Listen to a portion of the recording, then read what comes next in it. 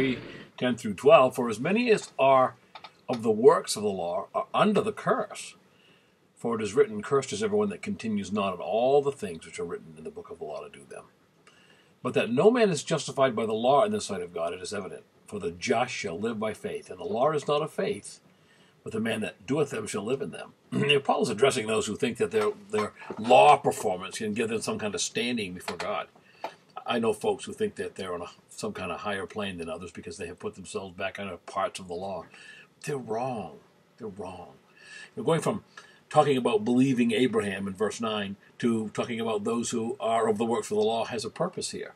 If even the great patriarch was accepted by God only because of faith, and it follows that the average Joe can never do enough good deeds to make him accepted before God.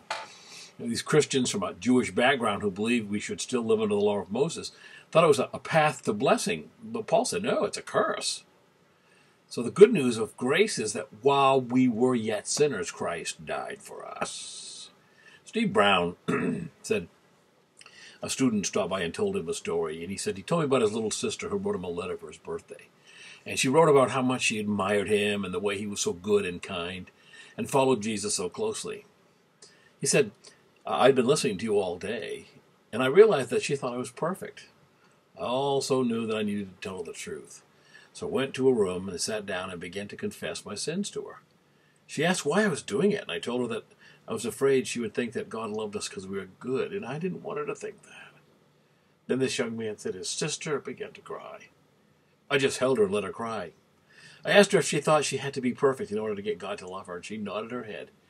And I told her she didn't have to do anything. God loved her just the way she was. And through her tears she said, why? He said, I didn't know what to say, so I said to her, he loves you because you're his, that's all. That was Steve Brown said, I thought I heard the angels sing. The student smiled at him and said, I knew you'd like that. And he said, I did.